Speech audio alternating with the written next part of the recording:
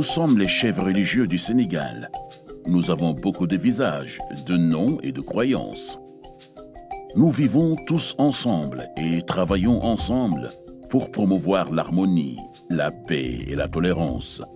Nous sommes unis dans la diversité. Toute la diversité qui existe dans notre beau pays. Nous avons une influence considérable dans la société. Les communautés nous écoutent à tous les niveaux. Nous promouvons les valeurs religieuses et le respect mutuel.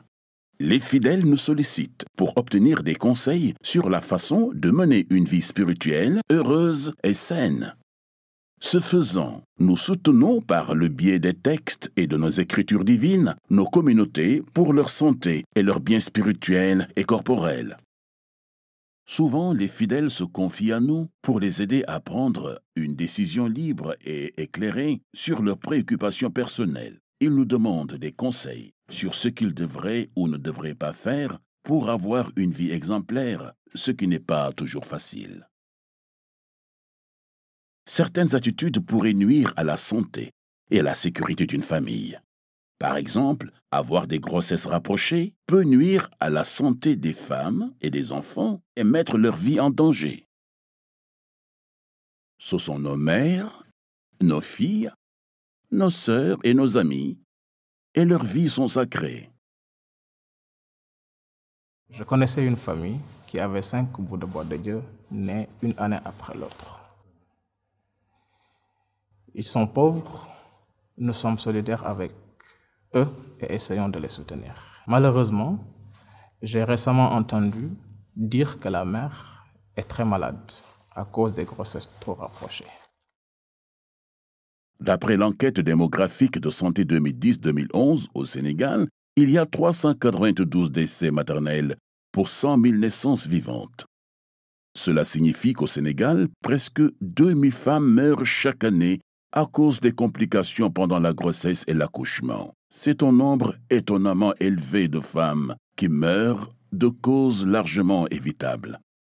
En ce qui concerne nos enfants, le Sénégal a apporté de grandes améliorations dans la santé des enfants et dans la réduction des décès infantiles. Comme nous voyons ici, en 1980, le taux de mortalité des nourrissons était de 92 pour 1000 naissances vivantes. En 2016, les décès infantiles avaient diminué de 36 pour 1000 naissances vivantes. Bien que nous progressions et que les décès infantiles diminuent, le nombre de décès des enfants de moins de 5 ans est encore élevé. Au Sénégal, près de 27 000 enfants meurent chaque année avant d'atteindre leur 5e anniversaire. Soit près de 3 enfants de moins de 5 ans qui meurent chaque heure. Les recherches montrent que lorsque les familles ont des naissances rapprochées, l'une après l'autre, les enfants ont un risque accru de maladie et de décès. Selon l'enquête EDS de 2016, il y a 89 décès pour 1000 naissances si un bébé est né moins de 24 mois après la naissance précédente, mais il y a seulement 48 décès pour 1000 naissances vivantes si l'intervalle entre les naissances est de 3 ans. Alors, nous voyons que le risque de mourir avant l'âge de 5 ans est presque 2 fois plus élevé pour les enfants nés à moins de 2 ans d'intervalle comparé à ceux dont l'intervalle entre les naissances est de 3 ans. Bon, moi, je suis responsable ici de la clinique Yassine. Je suis sage-femme depuis 26 ans. Donc, je suis très sensible sur la mortalité maternelle et infantile. Et vraiment, j'aimerais que les femmes évite les grossesses rapprochées. Parce qu'une grossesse rapprochée, c'est une perte pour la communauté. La femme est toujours malade, l'enfant est toujours malade, la communauté y perd. Parce que quand les femmes décèdent et que les enfants décèdent, c'est la communauté toute entière qui perd. Il y a aussi le mari qui n'est pas du tout en bonne santé. Parce que le fait d'aller d'hôpital en hôpital pour amener soit sa femme qui est malade, soit l'enfant qui est malade, là, c'est vraiment désolant. Donc, on aimerait que les femmes évitent les grossesses rapprochées qui ne peuvent que créer des problèmes. Ainsi, en permettant aux parents d'attendre au moins 2 ans entre une naissance et une nouvelle grossesse, la planification familiale permettrait la survie d'un plus grand nombre d'enfants. Avoir des enfants de façon rapprochée peut également compromettre les ressources familiales. Il est préférable d'avoir un nombre d'enfants sains et bien portants que de mettre au monde des enfants dont on est incapable de subvenir à leurs besoins. Dans notre Saint Coran, il est écrit « Ne tuez pas vos enfants pour cause de pauvreté, nous vous nourrissons tous comme eux ». Sourate Al-An'am, verset 151. Les naissances trop rapprochées sont souvent liées à la pauvreté et rendent difficile pour les parents d'assurer les soins de santé et la scolarité de leurs enfants. Et la pauvreté peut entraîner une mauvaise nutrition. Lorsque les familles ne sont pas en mesure d'assurer une bonne nourriture à leurs enfants, cela peut provoquer de la malnutrition. La malnutrition peut causer des dommages au cerveau de l'enfant, entraînant une mauvaise performance scolaire et un mauvais développement mental et physique. Il faut remarquer qu'une mauvaise nutrition augmente le risque d'avoir d'autres problèmes de santé plus tard dans la vie adulte. Par exemple, des maladies comme l'hypertension artérielle, le diabète et les maladies cardiaques nécessitant des soins médicaux plus tard dans la vie. Une bonne organisation de la famille par le biais de l'espacement des naissances permet d'assurer un équilibre familial avec des enfants en bonne santé, heureux et bien nourris, et une vie familiale harmonieuse. Actuellement, à peu près de la moitié de la population du Sénégal, ou 7,4 millions de personnes, vit en dessous du seuil de la pauvreté.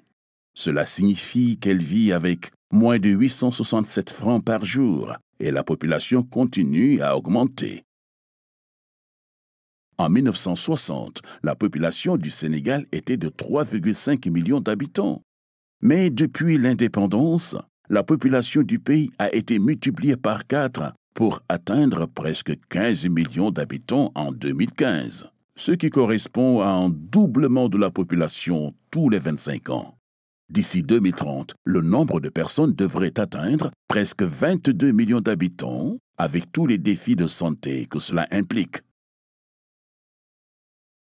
Les religions facilitent et encouragent une vie saine et responsable. L'espacement des naissances permet d'avoir une population saine, vigoureuse et des familles harmonieuses. Il peut contribuer à sauver des vies en assurant une meilleure santé à la mère et aux enfants et contribuer à la protection des ressources naturelles. Voyons maintenant notre carte satellite. En regardant une vue d'oiseau de Dakar, vous pouvez voir l'étalement urbain dense de la ville. Presque chaque mètre carré de terre est habité. Mais comparé à autrefois, Dakar est très différent aujourd'hui. Des photos historiques nous permettent d'avoir un aperçu de Dakar en 1960, et c'était vraiment un endroit différent, avec très peu de voitures et beaucoup d'espaces verts. On passe seulement de 350 000 personnes en 1960 à près de 3 millions d'habitants aujourd'hui. C'est presque 10 fois le nombre de personnes. Et aujourd'hui, il y a beaucoup plus de familles à nourrir à Dakar, comme dans tous les pays, qui dépendent de la production agricole de notre pays et de bonnes récoltes chaque année. En sortant de Dakar, nous allons à Diourbel, un endroit connu pour la production d'arachide. Nous savons que le secteur agricole est de plus en plus fragile avec moins de pluie et une réduction de la production. Le climat change et les pluies se font de plus en plus rares. Ici, nous voyons des champs qui sont secs et érodés. Ces sécheresses affectent aussi l'agriculture dans les régions de Louga, Matam et d'autres. Dans les années à venir, à mesure que notre population augmentera, nos ressources diminueront. Les décisions concernant le moment d'avoir des enfants seront encore plus pressantes et importantes. À l'heure actuelle, il y a près de 15 millions de personnes au Sénégal, et près de la moitié d'entre elles ont moins de 15 ans. Lorsque ces jeunes se marient et commencent à fonder une famille, les décisions qu'ils prennent peuvent avoir de sérieuses conséquences sur l'avenir de notre pays. Les jeunes familles nous demandent de les conseiller. Comment pouvons-nous les guider dans un avenir de plus en plus incertain? Comment pouvons-nous les aider à prévenir les problèmes de santé qui pourraient être évités et à subvenir à leurs besoins personnels et vitaux?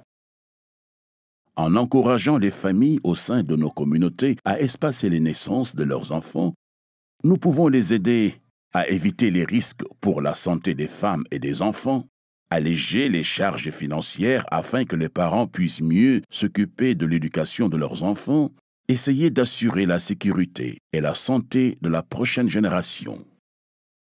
Les grossesses peuvent être espacées par l'utilisation de méthodes contraceptives telles que la pilule, les injectables et l'allaitement maternel pendant 2 ans. Le prophète Mohammed a approuvé l'organisation de la famille par l'espacement des naissances en ayant à l'esprit la santé et le bien-être des mères et des enfants. Contrairement à la croyance populaire, ni l'islam ni le christianisme n'interdisent l'utilisation des méthodes contraceptives dans le cas des couples mariés. C'est le droit de la famille d'espacer les grossesses pour la santé de la mère et de l'enfant. Espacer les naissances permet au corps de la femme de se reposer pour que la femme se remette totalement du fardeau de la grossesse et de l'accouchement. En même temps, un bon espacement des naissances permet à l'homme de mieux subvenir aux besoins de sa famille.